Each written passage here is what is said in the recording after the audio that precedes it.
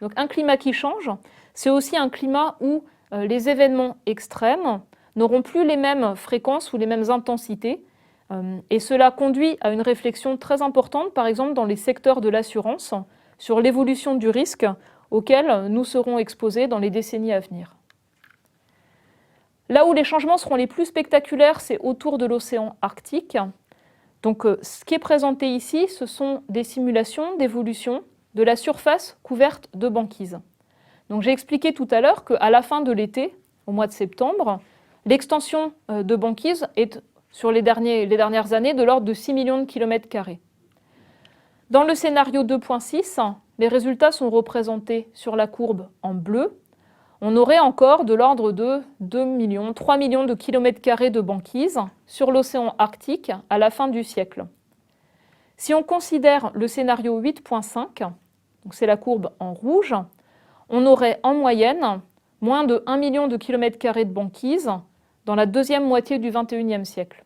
Et si on ne conserve que les 5 modèles de climat qui simulent le mieux l'extension de banquise sur les derniers 20 ans, ces modèles simulent un océan arctique libre de glace avec moins de 1 million de kilomètres carrés de banquise dès 2050. Ce résultat il est illustré sur les deux figures du bas. Vous avez avec les traits de couleur l'extension de la banquise telle qu'elle est observée aujourd'hui. Et puis vous avez pour les modèles de climat les plus réalistes, en bleu pâle, sur la figure de droite, ce que serait l'extension de banquise dans le scénario de politique climatique forte. Donc on conserverait une surface importante de glace de mer au milieu de l'océan Arctique.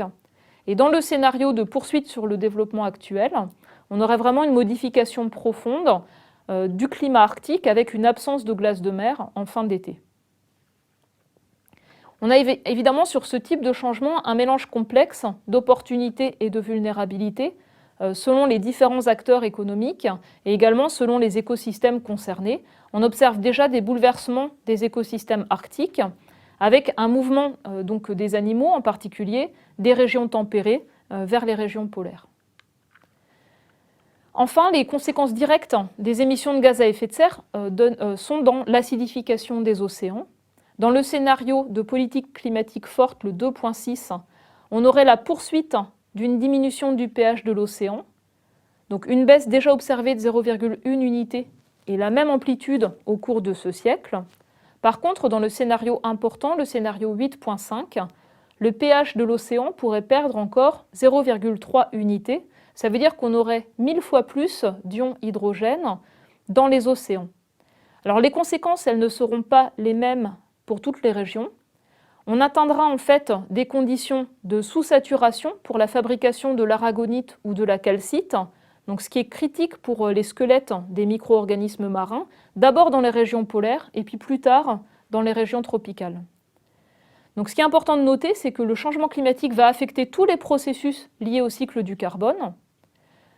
Il va affecter ceux-ci d'une manière telle que le stockage de carbone dans les océans sera un peu moins efficace, de même que le stockage de carbone dans les sols et la végétation sera également un peu moins efficace. Et enfin, la poursuite de l'absorption de carbone par l'océan va augmenter son acidification, avec des conséquences probablement très importantes sur les écosystèmes marins, mais qu'il est difficile d'évaluer précisément à partir d'expériences en aquarium ou d'expériences assez réduites.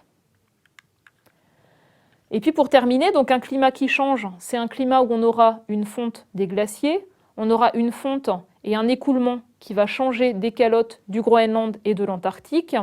Et c'est un climat où donc l'océan va continuer à se réchauffer et du fait de ces trois facteurs, le niveau des mers va continuer à changer.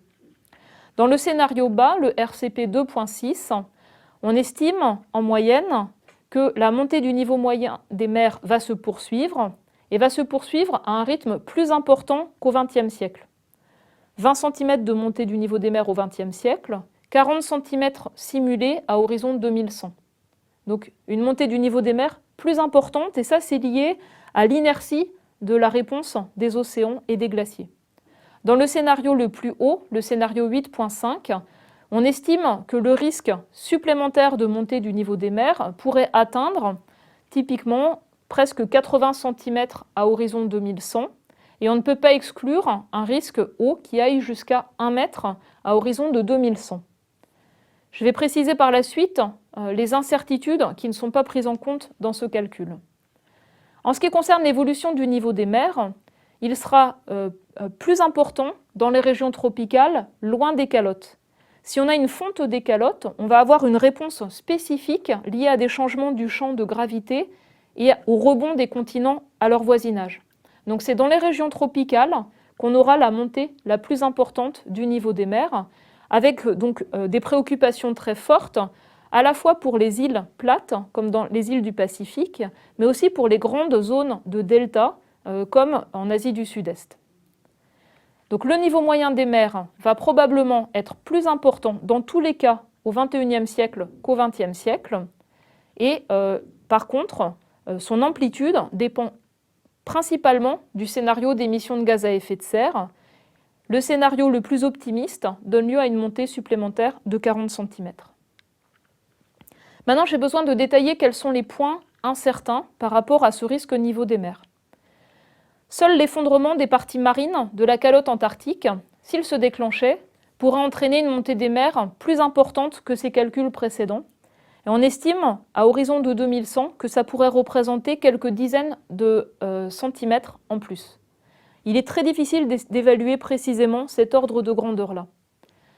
Ensuite, en ce qui concerne le niveau des mers, ça ne s'arrête pas en 2100, comme le réchauffement des océans.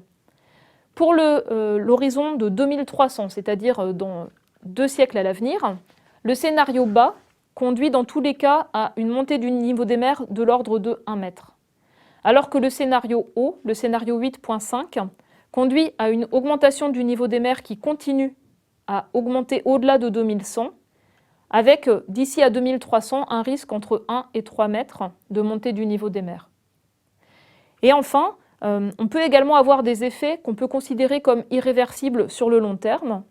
Donc un réchauffement global de plus de 1 à 4 degrés par rapport au climat pré-industriel, s'il persiste pendant 1 millier d'années, pourrait conduire à une déglaciation quasi complète du Groenland. Donc la réponse des calottes de glace, elle est associée à une incertitude importante pour les parties flottantes de l'Antarctique et elle peut entraîner des effets assez irréversibles sur le long terme, du côté en particulier du Groenland, avec cette fois-ci des risques de plusieurs mètres supplémentaires, mais sur une échelle de temps qui est au-delà de plusieurs siècles. Et pour terminer, le point le plus important de ce rapport, il tient dans une figure qui est assez simple, qui reprend tous ces calculs que j'ai présentés précédemment et qui en fait la synthèse. Donc c'est une figure qui relie sur l'axe horizontal les émissions cumulées de dioxyde de carbone liées aux activités humaines à partir de 1870 et qui représente les résultats de ces émissions de gaz à effet de serre en termes de changement de température sur l'axe vertical. Les changements observés sont donc les petits cercles noirs et ensuite, avec différentes couleurs, on représente les différents scénarios. Donc vous voyez que si on ne regarde que les émissions de dioxyde de carbone seules, on a cette enveloppe grise. Si on prend en compte les autres gaz à effet de serre, on a cette enveloppe orangée. Cette figure, en fait, elle permet de relier un objectif en termes de changement climatique à des émissions associées et donc des limites d'émissions compatibles avec un objectif donné en termes de climat.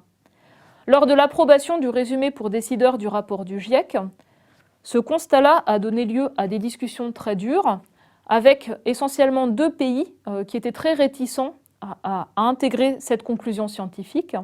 L'Arabie saoudite, par rapport certainement à ses réserves prouvées en pétrole, mais également la Chine, dont l'agenda politique vise à ne pas avoir d'engagement contraignant sur les prochains 30 ans. Donc le résultat, on peut le lire de cette manière-là. Nous avons déjà émis plus de 500 gigatonnes de carbone. Si on voulait que les températures ne dépassent pas 2 degrés avec un degré de confiance élevé, donc on trace une ligne horizontale à partir des 2 degrés, il ne faudrait pas dépasser le rejet de 1000 gigatonnes de CO2 depuis la période pré-industrielle. Si on prend en compte les autres gaz à effet de serre comme le méthane, cet objectif devient plus bas. Il ne faudrait pas émettre plus de 800 gigatonnes de CO2. On émet aujourd'hui de l'ordre de 10 gigatonnes par an. Ça veut dire que d'ici 20 à 30 ans, au rythme actuel, on aura émis une telle quantité de dioxyde de carbone qu'inéluctablement, on dépassera l'objectif affiché par les gouvernements de ne pas dépasser 2 degrés. Donc pour résumer, le total des émissions de CO2 cumulées, quel que soit le pays où ils ont été émis et la date à laquelle elles ont été émises, détermine dans une large mesure l'amplitude du réchauffement à horizon 2100 et au-delà. Et enfin, la plupart des caractéristiques du changement climatique va persister pendant plusieurs siècles, même si les émissions de CO2 sont arrêtées. Ce point-là n'est souvent pas pris en compte, parce que même le fait de se projeter à horizon 2100 semble très éloigné pour la plupart d'entre nous, et également pour la plupart de nos responsables politiques. Cela étant, c'est important de considérer les échelles de temps liées au fait d'injecter du dioxyde de carbone dans l'atmosphère. Vous avez là 2 exemples de calcul. Selon les quantités de dioxyde de carbone injectées dans l'atmosphère, vous voyez qu'on a une fraction importante de ces émissions qui est encore présente au-delà de 100 ans, et plus de 20% qui est encore présent dans l'atmosphère au-delà de 1000 ans. Donc il est très probable que plus de 20% des émissions de CO2 par les activités humaines sera dans l'atmosphère plus de 1000 ans après l'arrêt des émissions. Cette très longue durée, elle reflète le fonctionnement des puits de carbone pour éliminer ce surplus de dioxyde de carbone, et elle met le changement climatique, elle le place comme un phénomène en partie irréversible, en tout cas à l'échelle d'une vie humaine et de plusieurs vies humaines.